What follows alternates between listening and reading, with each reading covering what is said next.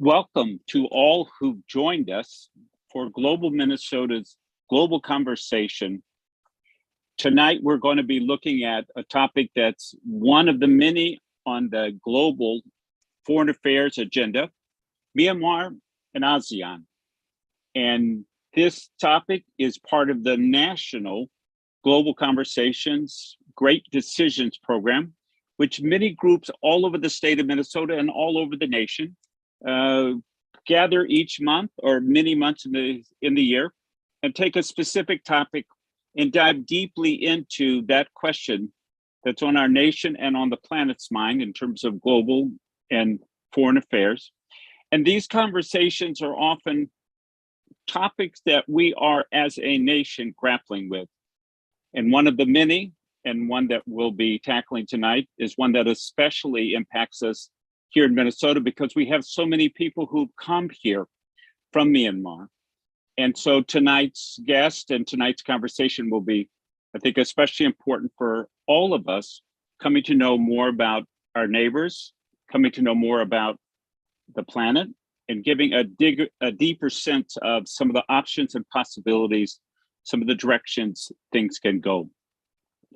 This program is possible because of the generosity of all of our Global Minnesota members. My name is Mark Ritchie, and I have the honor of serving as president of Global Minnesota. And these free and now available global conversations and webinars are some of the parts that your membership contributions help to create in the broader mission of Global Minnesota, advancing international understanding and engagement. We like to say that we specialize in connecting Minnesotans to the world and the world to Minnesota. And our two guests tonight will help us do that in some very extraordinary and unique ways. We have partners in these great conversations and global conversation programs. The Minneapolis Central Library and Friends of the Hennepin County Library and Landmark Center. These are some of the partners that we, in times when we are able to gather in person, have been our hosts for many years for these conversations. But there are also great decisions groups in many other places that we partner with as well. The Edina Senior Center and Friends of the Edina Library, very important partners of ours, Washburn Library, Plymouth, and many more throughout the state. Tonight's program, we're going to be joined in this conversation with two experts, two very interesting perspectives on this. Associate Political Science Professor Tun Myint from Carleton College. He will be discussing both Myanmar and neighbors. And our moderator tonight, Christy Seiber, so another Associate Professor of Political Science, the College of St. Benedict and St. John's University. For those of you watching who have questions, you can send them to us via this email. So questions with an S at globalminnesota.org. Our speaker tonight, Dr. Tun Myint, is an associate professor at Carleton. He was a student leader in the 1988 democracy movement in Myanmar and widely respected for his impact on both politics and society in his country. The founder and member of the editorial board of the Independent Journal of Burmese Scholarship. He is director of the Public Memory of the Myanmar Digital Archive, often called on to be a commentator about issues in Burma. I myself was very fortunate to be able to have visited there, having my families in Bangkok for part of their lives and going to visit Bagan and Inlet Lake and some of the very incredible, beautiful, but also historic and internationally very, very important parts of Myanmar. And tonight we'll be able to talk to someone whose love of his country and love of his people has been a motivating force in his life, in his politics, in his work in the community, and in his work in his academic career as well. He's a research fellow of Asian Public Policy and joint program of the National Bureau of Research at the Woodrow Wilson Center on International Scholars. Professor, please join me on the screen and the microphone is yours. Thank you very much, Mr. Ritchie, for a nice introduction. And hello to everyone who are from maybe all over the United States or all over the world. And thank you to the Global Minnesota for inviting me to share my observation and my thought on Myanmar or Burma. What I'm going to do is I'm going to share slides, and then I will spend presentation of what I would like to share with you, and then I would then have question and answer session from there. So, so I'm asked to share my thought on Myanmar and ASEAN. I would do so. However, it has to be framed within the responses from the global community as a whole. So I'll try my best to frame the current crisis in Myanmar and also the responses from the world and also from ASEAN. So why was there a coup in 2021 on February 1st, 2021? What is happening now in Myanmar or Burma? And then what are the responses from ASEAN and the world? And then I would love to hear your question at the end as we discuss the crisis in Myanmar.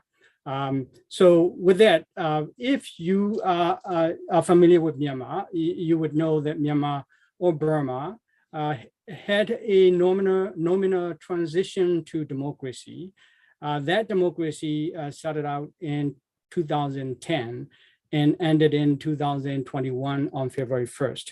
So about 10 years of nominal transition to democracy started. And with that, that transition was under the 2008 constitution that was drafted by the military itself. And the military that had staged a coup in 1988 movement. From that point on all the way to 2008, it took years to draft this constitution.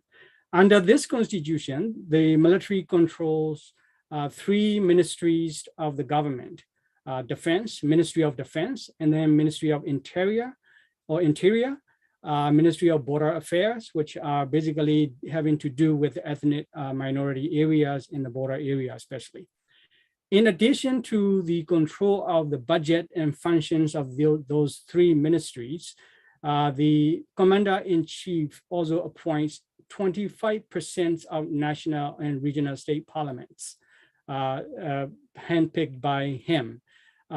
So that means only 75% of national parliament to regional parliaments are democratically elected. So it's really not a democracy. It is a semi-democracy controlled by the military in a way. And also it requires, the constitution requires 75% of members of parliament to change anything. So let's say to change a Ministry of Interior to be under the civilian government, you would not be able to change it unless you have the 75%. So with that, the 2010 election was won by the military-led political party, USDP, Union Solidarity Development Party.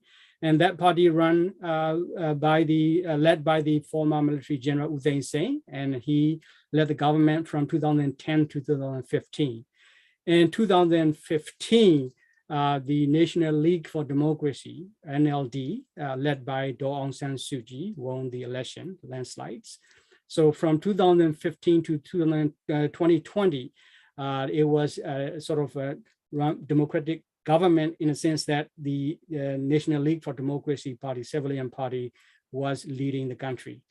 During that 5 year of the leading the country, the NLD came up with the constitutional reform amendments, about 114 amendments. Those amendments were a part of the election campaign in 2020 election. In Burma had an election on November 8, 2020, and that election, again, more than 2015, civilian voted for National League for Democracy, meaning NLD won landslides in Myanmar. And that members of parliament who were elected by people on November 8 in 2020 were in Naypyidaw on February 1st. At the end of January, they were already in Naypyidaw to convene the new parliament on February 1st at 9 a.m. The coup happened at 3 a.m. on February 1st, meaning that all the members of parliament who were in Naypyidaw who were sleeping probably in the residential or dormitory of the members of parliament were all basically locked up. And Aung San Suu Kyi and that the president Win Myint were arrested. So basically, it nullified legitimate, free and fair election of 2020 November 8. So the responses from the public now is 12 months and it is ongoing. The first responses were obviously protests in homes, which were basically drumming pots and pans, basically trying to drive the goals of military coup in the past and military leaders in the past, and not to really stage a coup, to get rid of the coup. And then on the 4th, beginning on the 4th of February, people walked on the streets, protest. It was a nationwide, very diverse and creative democracy movement you have probably ever seen in the history of the world in terms of the skill, creativity, and the resilience of the protesters. And it's also in the rural area and ethnic area where all participated. It's nationwide and ongoing as we speak today. At the same time, the government servants walked out of their offices and position, and they engage in what is now known as a civil disobedience movement, CDM. And CDM is basically trying to deny the function of military council to complete the coup. And the coup is not complete yet. It is still attempted coup in Myanmar because of the CDM movement, which is civilians, workers, and servants are denying the functions of the government of another military council. At the same time, we have Myanmar has an ethnic armed organization and ethnic arms revolutions that is ongoing. Myanmar, in fact, is the longest country which has the longest civil war since 1948, so about over 70 years. And then in April of 2021, members of parliament who were not arrested, who were free, they established a national unity government. This is the government now parallelly in Myanmar and also outside Myanmar. People of national unity government are everywhere now. They are convening the as a government of the people. And at the same time, civilians begin to establish people defense forces, which are basically to defend themselves and to attack military, which would come and attack their villages and their homes. So this is the defensive force that the National Unity Government and PDF are working. At the same time, we have civilian defense forces and other groups that are not necessarily aligned or under the NUG, but they are working for the same goal of getting rid of military dictatorship from Myanmar.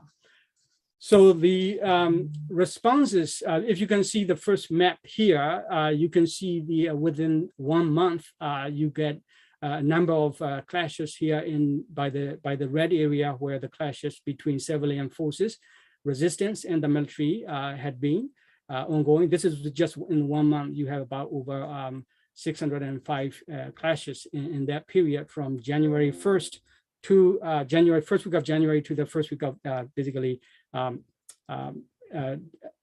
first week of December to first week of January. And then the military responded very harsh, now burning villages and killing people. Some of them were killed live. I mean, tied behind their back and then burn them alive. And some of the villages are being now bombed and also burned down, village one after another, especially in Sagaing and also Korean area in the east side of Myanmar.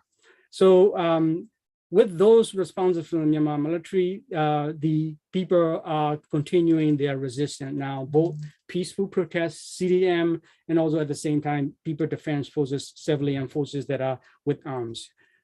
So the first country that in a policy-wide responded was the United States. President Biden on February 11th issued executive order. In that executive order, he defined the coup in Myanmar constitutes an unusual and extraordinary threat to the national security and foreign policy of the United States. I hereby declare a national emergency to deal with that threat. So this is the president who declared only a month after in the White House, whose faith to become as a president of the United States was also in question on January 6th of the 2021, as well as we know here in the United States. So, President, I think, rightly framed the situation in Myanmar as an unusual and extraordinary national threat, because it is a threat to democracy. Threat to democracy in Myanmar is a sort of threat to democracy everywhere. With the rise of authoritarian government around the world, this is, I think, the right framing the president basically strike in that executive order. So the United States is using the framework of response based on, I would say, 4 channels. One is a Burma Act of 2021. The House is now preparing to mark up the bill, and hopefully it will go on the floor and vote. Senate is not doing anything on it yet. I think Senator from Indiana is holding, as I heard, not to get further yet. So that would be interesting how the senators within the United States Senate would maneuver that to be voted on the floor. And the other is the National Defense Authorization Act of 2022. And that is the U.S. annual NDAA Act. And in that act, Burma is spelled out in 3 sections of the act. In there, it clarifying how the United States should respond going forward, and whether the United States should recognize national unity government. That was the government by the people of Myanmar. So they are examining how to recognize their national unity government, and also at the same time how to support CDM and protest in Myanmar, and also humanitarian and other ethnic conflict areas. So this is ongoing sort of review of Myanmar. I think President signed on December 27th, and within 6 months, President has to respond to the Congress, report to the Congress how United States policy should be on Myanmar moving forward. The other is appropriation bill. Appropriation bill designated 6 million to be spent on examining the crisis in Myanmar by the end of September. The Biden administration has to spend that money. And so USAID and others are now engaging, State Department and so on, are engaging in these questions and how to spend. And Biden president policy is, as you can see with that executive order, he issued targeted sanctions, targeting military leaders. And then after that, he also is now currently reviewing the possibility of recognizing national unity government of Myanmar. So those are 2 areas where Biden is framing. At the same time, the United Nations, of course, with the Biden administration, diplomats are in discussion and in talk. But United Nations itself has done some progress in some area, but none in the other, especially under the UN Security Council. So UN General Assembly last year, September, had an annual meeting, and in that annual meeting, the UN General Assembly, UN Credential Committee, basically decided to retain also the Ambassador Woodrow Moton as the ambassador who represent the people of Myanmar. So Ambassador Woodrow Moton was one of the Myanmar diplomat who basically bravely raised his 3 fingers and supported the democracy movement in Myanmar. He is now the representative ambassador of Myanmar under the UN Credential Committees, not allowing military to represent at the UN General Assembly. UN General Assembly also issued a June resolution of 2021. That resolution is pretty clear that it doesn't recognize the coup in Myanmar. And then UN Security Council trying to move things a little bit further, but it doesn't go much more than press releases so far. UN Security Council should be doing a global arms embargo if it could be organized, but China and Russia are not going to be allowing that happen because they are also selling weapons to Myanmar military. And then UN Secretary General has a special envoy.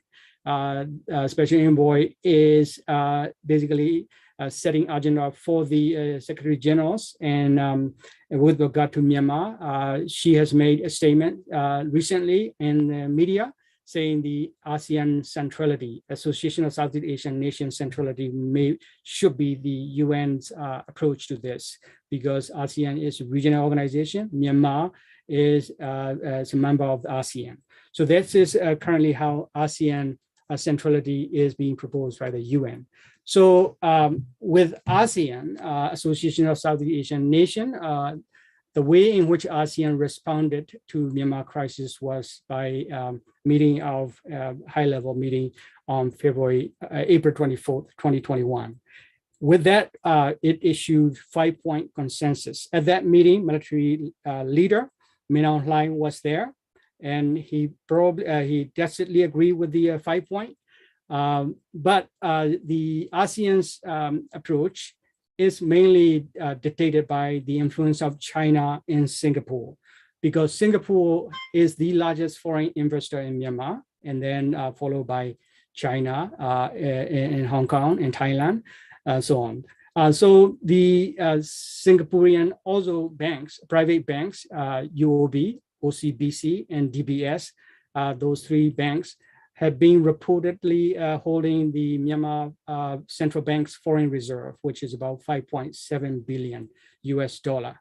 And so that is a pretty important amount of money for the Myanmar military to have access to if they wish, if they could. So it is important the United States work with Singaporean government to keep that money in Singapore. But Singaporean government officially has denied that having such amount in the Singaporean government control, which is partially true because the private banks are controlling it, according to the report.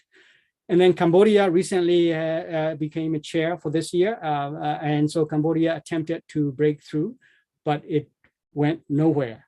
So ASEAN centrality was then further proposed by UN Secretary General's office diplomat, and also China is also behind ASEAN centrality. So to look at ASEAN, what does that mean? What that means in terms of ASEAN centrality is we need to look at that 5-point consensus words by words as they are written. But before these 5 points, in their statement, there are 9 paragraphs. In those 9 paragraphs, there were no mention of 2020 November 8 election and legitimacy of that election, and also the outcome of the election is not mentioned, and also the military council in Myanmar that nullified the election wasn't also described or discussed or mentioned in that statement. So basically what ASEAN is standing here is with the agreement of, I guess, China and Singapore, and also tacitly with Myanmar military, they issued this 5 statement. And this statement, the first one is basically said there shall be immediate cessation of violence in Myanmar, and all parties shall exercise utmost restraint. In fact, this is very misleading because the violence was done by the military against the people. People were peacefully protesting, and military was the one who started shooting with sniper head, especially to the head of young women. So that was how the violence started. And then in addition to that, currently going on with bombing with the Air Force and burning of the villages, burning the peoples alive and so on. These are happening all over Myanmar in the east and west side of Myanmar currently as we speak. And military is responsible for the violence. So ASEAN, this point number 1 is already misleading. Point number 2 is that constructive dialogues among all parties concerned shall commence to seek a peaceful solution in the interest of the people. This is although not happening because the military had already denied the National League for Democracy as an important and critical actor in Myanmar politics, and also it also denied National Unity Government as a people's government. So basically, this is not going to happen under this military council, and ASEAN is not even pointing that out, so to speak. The third point is a special envoy of the ASEAN chair shall facilitate mediation of the dialogue process with the assistance of the Secretary General of ASEAN. ASEAN started with Brunei, was a chair before Cambodia, and special envoy was appointed, but it went nowhere. They were not able to meet with leaders of National League for Democracy, or they never have so far tried to meet with the leaders of National Unity Government either. There may be backdoor kind of communication and phone conversation going on, but it's not necessarily publicly with the statement and official policy of ASEAN. The fourth is the ASEAN shall provide humanitarian assistance through AHA Center in ASEAN Humanitarian Center, Assistance Center. That is also not happening, maybe country by country, trying to help. Singapore sent some help with the COVID crisis. And then ASEAN as a whole hasn't done much in terms of to reach the public in the ethnic area or public in general. Again, country by country basis is happening in some part of the country. The fifth is the special envoy of ASEAN and delegation shall visit Myanmar to meet with all parties concerned. And they have met, they have visited, they have met with just only military leaders, not all party concerned either. So none of these 5 points are working, and it is basically stalled. And also, even if these work, it won't mean much to the ethnic minorities and their revolution, which has been going on for over 70 years. It doesn't mean much to the democracy movement that is now known as the Spring Revolution either. It is just basically what China has produced with Singapore to basically buy time for Myanmar military. So this could be, this is the ASEAN centrality. So that ASEAN centrality, if United Nations is buying into it, or if United States is buying into it, it is not really helping the people of Myanmar. It will be helping the military council of Myanmar to buy more time to continue what it has been doing since the February 1st. So with that, I will leave, I will now start the question and answer, and I think we have a moderator to moderate, and I will stop sharing the screen. Thank you so much again for your attention. Thank you so much, Professor Tun Myint, and this gave us both an overview, but it also us history and a perspective. And this is one of the reasons we've asked our moderator this evening, Christy Cyber, who's an associate professor of political science at St. John's and School of St. Benedict's. And she's someone who's been looking at the intersection of human rights and international affairs over the course of her career, and also in the activities of her life. And I want to welcome her, thank her again for being with us this evening, and hand the microphone over to you, Professor Cyber. Thank you so much. It's really an honor to be speaking with you, Professor Mian, as someone who has such a deep history and clear passion for this issue. I guess I kind of want to start where you ended, which is the ASEAN's issue of ASEAN centrality. Can you tell us a little bit more about why ASEAN has struggled with this issue of the crisis in Myanmar and the military coup? What is it about the organization, given that there's so much weight put on it in the international community, that has meant that the organization hasn't been able to effectively manage this crisis? ASEAN is not like EU, where you may have unifying sort of policy and parliaments in an effective way of dealing a little bit more than effective, relatively speaking, with the ASEAN. So ASEAN itself is quite diverse in terms of political system. We have Laos, Vietnam, socialist/communist government, and then we have Thailand itself is also under the military council. Military government in Thailand as well. Indonesia is democracy now, full-blown. Malaysia, and then Philippines. So you have these very diverse countries. And so Cambodia is another authoritarian, basically a democracy country, so to speak, democratic authoritarian state.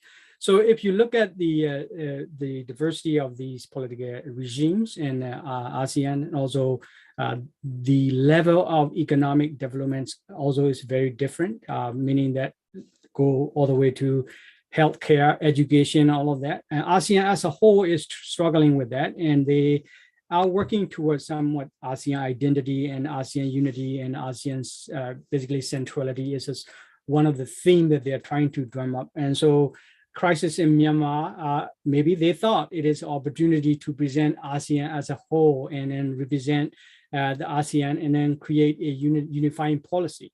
But unifying policy is not going to happen in ASEAN. And that's centrality is basically just a word. It's not going to happen either, because Myanmar population. People are not going to accept it. National unity government is not going to easily accept what ASEAN centrality, especially with these 5 points that is laid out by it. So I think not only struggle within ASEAN 10 members, but also the Myanmar public is not going to allow to happen, to let it happen, ASEAN centrality to take over.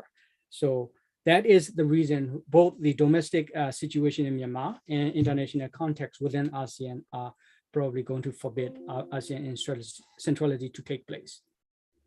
So in your discussion of ASEAN, you also mentioned the role of China. Can you tell us a little bit more about the role that China is playing, especially because it seems as though China is sending out mixed messages. On one hand, it wants to see a return to the civilian government. On the other hand, it doesn't appear that it's putting much pressure on the military to actually make that shift back to the civilian government. Yeah.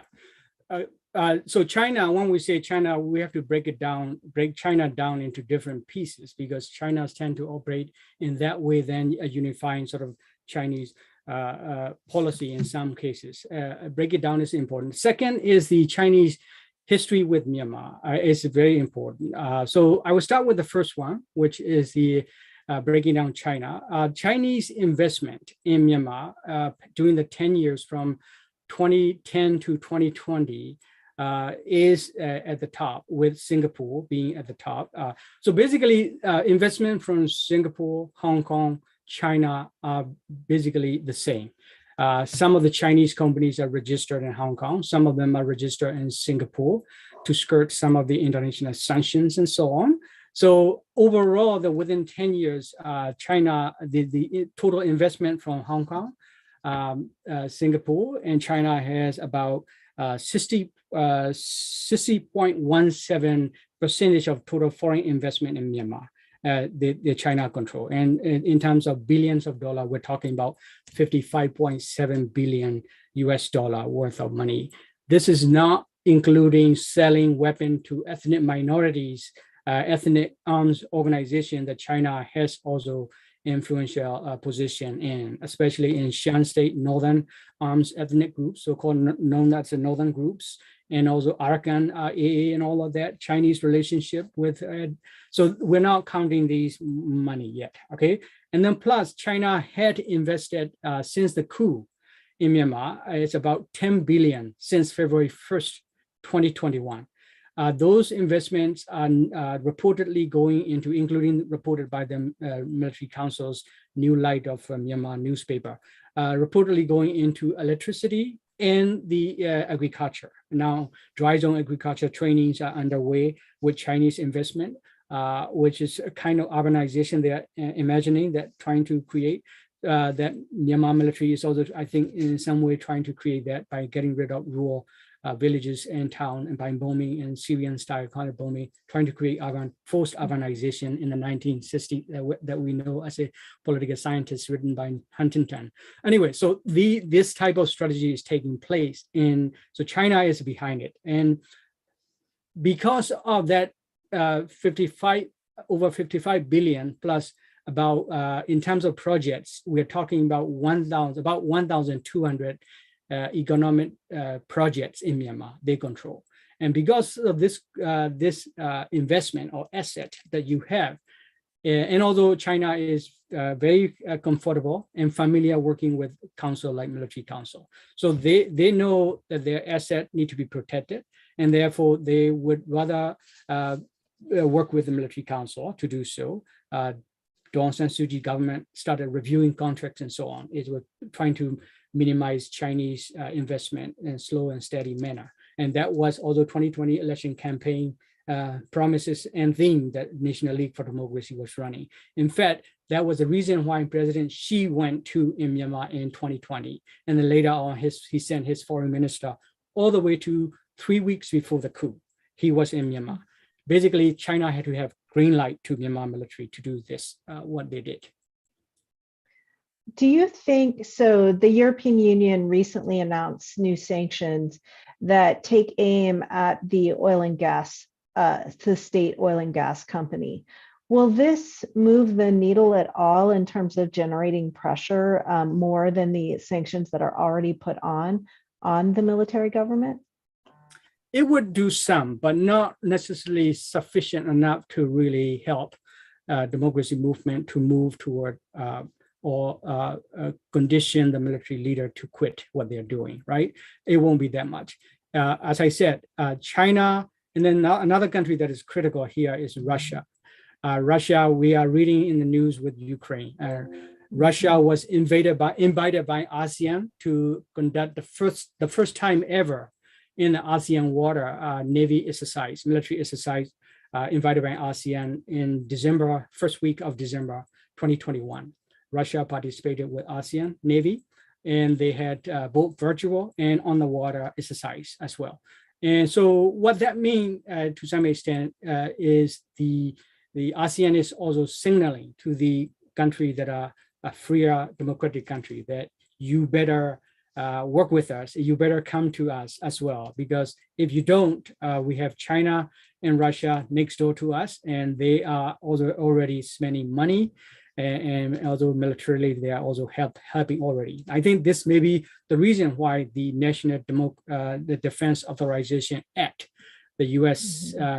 Congress passed, clearly defined one of the section in that act on Myanmar question, to what extent Myanmar's sovereignty has been insulted by or conditioned by Chinese and Russian influence.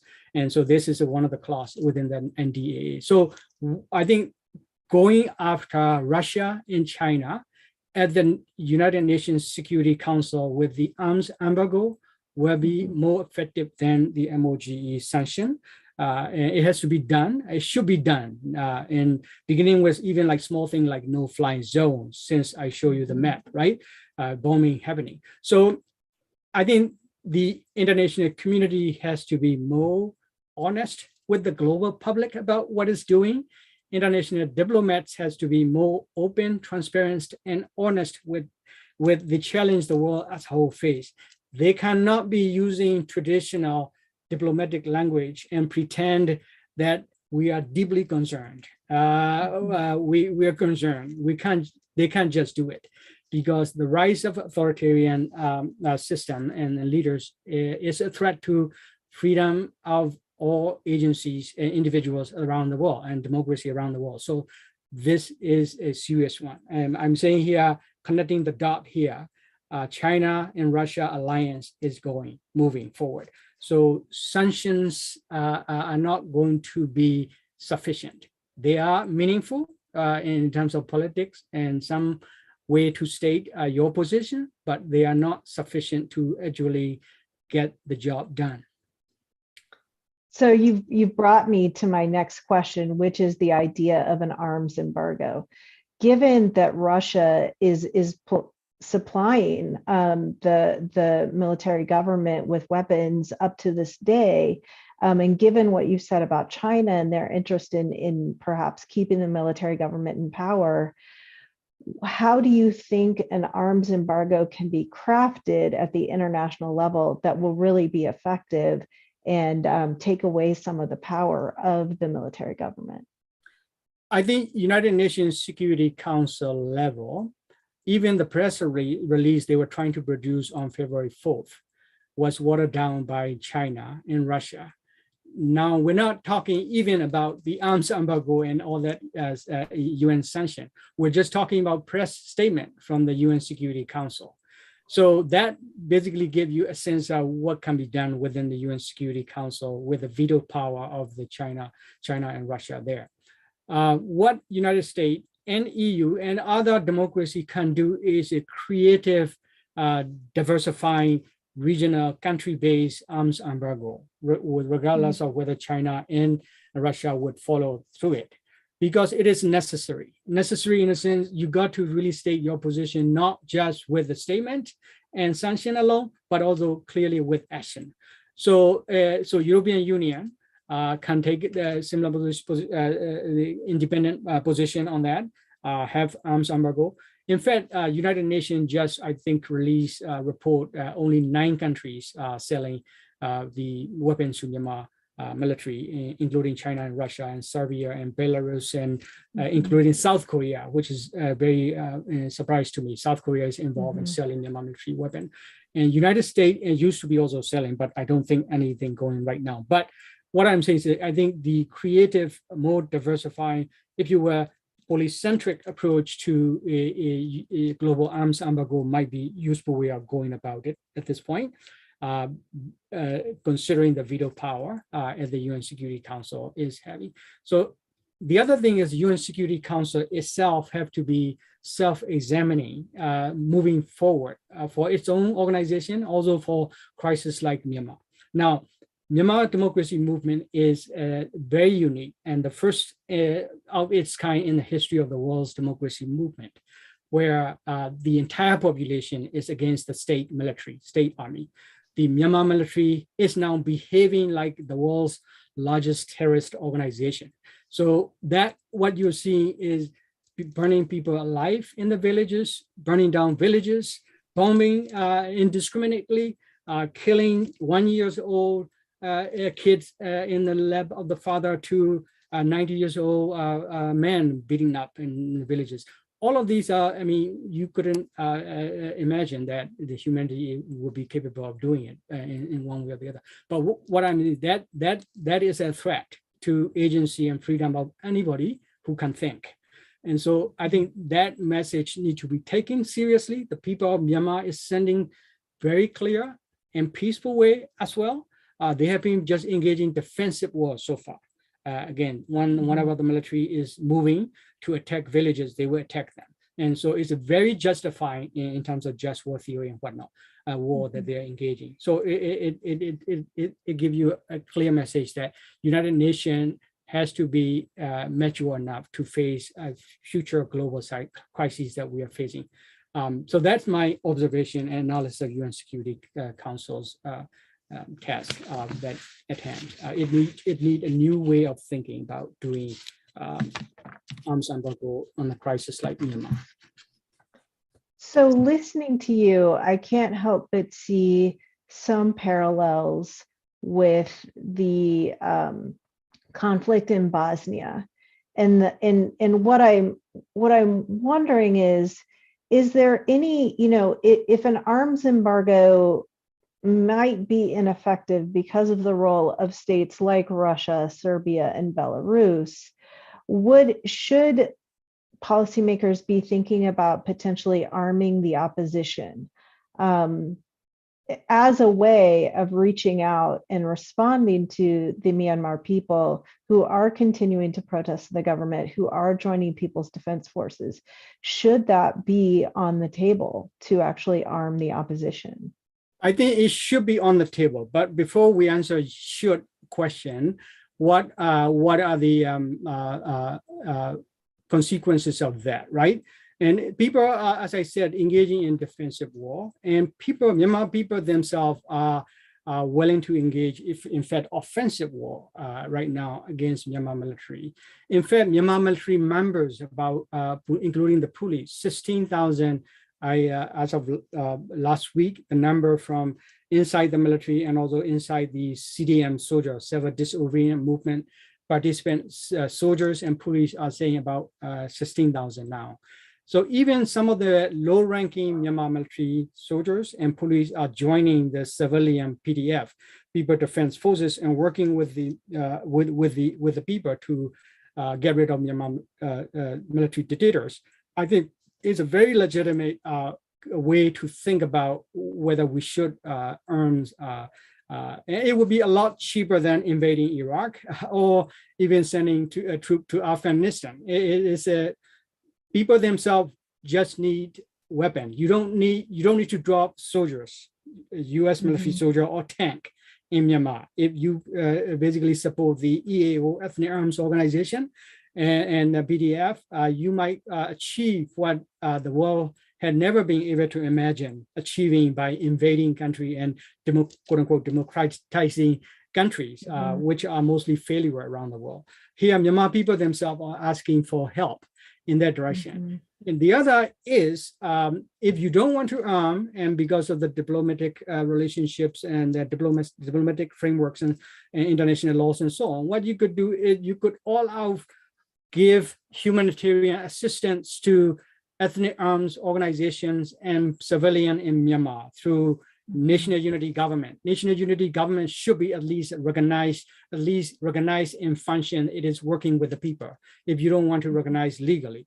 If you do so, what you would do, then the resources that they have internally, I heard some of the businesses inside Myanmar are also funding and helping the PDFs and national unity government's works. So they can then creatively allocate the resources that they get to where they need to go for actual action, concrete action that people want to take in Myanmar. So if you think so many possible ways to help Myanmar, I think the answer to your question of should might be clear to international community or global citizens who want to help. In fact, the global donation to Myanmar democracy movement has been rising. And diaspora from Myanmar has been putting a lot of money into Myanmar's people's hand with the humanitarian and with the COVID crisis and with the coup they're facing. And so I think there are so many creative ways about going without even explicitly stating we are giving you M16 or AK-47. You can just do a smart way. I'm not saying here covert action. I'm saying policy-wise. You can just say humanitarian assistance coming for education, for healthcare, for shelter, for CDM workers, for food for CDM family. If you just donate and aid Myanmar people, they will be very creative. It is already creative. They have denied successfully Myanmar Military Council, which is a 36th ranked in the world's military army. It's 36th ranked. And they have made that military unable to function as a even proper military council, let alone finishing the coup. Now, military itself is behaving, acting like, as I said, the world's largest terrorist organization against civilians. So this is really a great opportunity for global Democrats, if you will, to take serious note and think critically, not just for Myanmar, but for your own freedom at home. So we're a year out from the coup, and the civilian movement is extremely impressive. Just the persistence of continuing to resist military efforts and denying the military the ability to actually control the country and actually have a successful coup. But how long do you think that civilian resistance can be maintained, or how long can this kind of state of flux be maintained if there isn't, more dedicated international assistance? I think instead of asking that how long the civilian can take for this resistance, how soon the international community is critically engaging with the Myanmar question that we just raised through earlier questions, and how soon they have actually a sensible minded diplomats and people who have some courage, a common courage, not like a fervent, warrior courage, a common courage to say something that in the right way, to say something, to do something that in the right way. How soon can they do it? I think that would be the question. The other is Myanmar people have been fighting this for 73 years for some of the ethnic minorities. I said earlier, this is the longest civil war on the planet going on. For civilians who are in the urban area, this is only 12 months of atrocity they experience. All the atrocity I just spelled out have been in the hand, minority ethnic group has been suffering.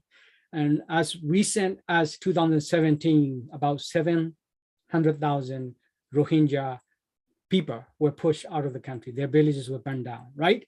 So they have been quite resilient for not just 11 months, 73 years, and for those ethnic minority groups. And so what is taking so long for the world, and although international community, especially ASEAN, to realize that history? The other is also China's Chinese government leaders, I think, are quite worried of their own social change within China if Myanmar became democracy. I said it this with not lightly just observing last 12 months, but tying to 1988 democracy movement in which I was a student activist. And in 1989, I was on the Thailand and Burma border area. I was listening to BBC and VOA. One Chinese student in Tiananmen Square were using similar tactic we did in 1988. And similar tactic, the South Korean students were overthrowing their own dictators in South Korea. So there's a historical background in East Asia and Southeast Asia, including Philippines, the democracy movement. So I think the right question to ask is not how long can they hold on this resistance. Is a kind of a little bit insulting to them, and also belittling their 70 years of engagement that way if we address this question. So I would rather put it in differently in this case. How soon international community with right-minded people and some sense of common sense leadership can come up with some sort of a creative solution to a creative help, not solution, creative help to the Myanmar people. And there's a lot of ways. Now, the first way is to recognize national unity government easily. It was voted by the people in November 8, 2020, and it is now representing the people in a defensive, peaceful way. Now, military is attacking them left and right every day, every second as we speak, right? So what is taking the United States Congress or United States leadership to recognize this national unity government as a representative of the people? UN General Assembly at the least have, through the Credential Committee, and make a clear statement that we will not allow military leaders representative to be ambassador of Myanmar. We will keep the former ambassador who was serving democratic government from 2015 to 2020, continuing to serve as a representative of the people of Myanmar. So I think even UN General Assembly, which is one of the most bureaucratic organizations in the world, have done some quite good job in that front. Forget about UN Security Council, forget about Secretary General's office, but General Assembly has, as the rightful representative of global people, the world's people, they have done quite a remarkable job in that front. Why can't United States Senate or Congress do that? Do that mean recognize the national unity government? So you mentioned the role of donations and the role of the diaspora. Speaking to our Minnesota community that might be listening tonight, that probably knows someone who's come to the state from Myanmar, or has a community organization that they are aware of, what can we as Minnesotans do to kind of honor the efforts of the civilians who are resisting the military government and support them? There are so many organizations. If you Google to help Myanmar democracy movement, you will find so many organizations. And I can tell you about the organization I and a few colleagues who are scholars of Southeast Asia co-founded, the Mutual Aid Myanmar. So if you type in mutualaidmyanmar.org, one word, you will find the organization. We have raised now about $750,000 US to support CDM families for their shelter, food, and their kids' nutrition.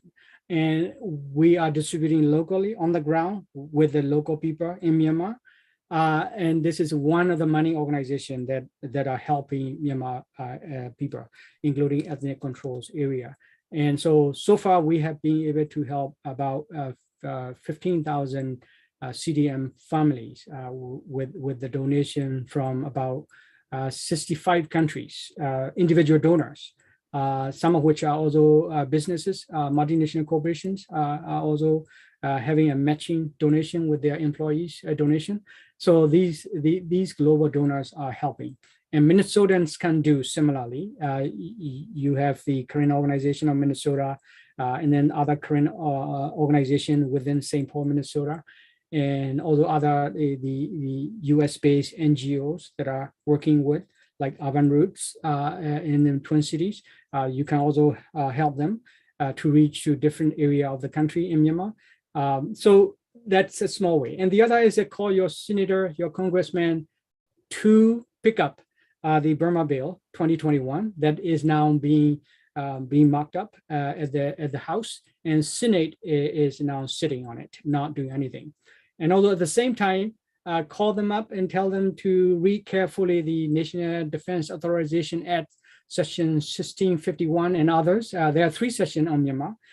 Let them, you can read it and maybe search with it, find Burma word, and then you'll find the section. You supply those to your senators and congressmen and ask them to take action. And those are kind of things you can do small here in Minnesota as well. Thank you. Thank you so much. And it really has been a pleasure chatting with you tonight. Thank you both for bringing us this big picture and then some of the intricacies. And of course, there's so much nuance. And tonight, I just appreciated so much how you've given us some ideas of ways that people can make a difference, but also really help to lift a fog in a way of for some disinformation, but just some misinformation. So we look forward to continuing this conversation. I want to alert everyone watching for some webinars coming up. March 17th, Jill Doherty, who one of our most important commentators and real experts on US, Russia, and especially Russian vision in Europe. She'll be returning. She's been almost an annual guest in a really popular and very insightful program. So that will be the evening of March 17th.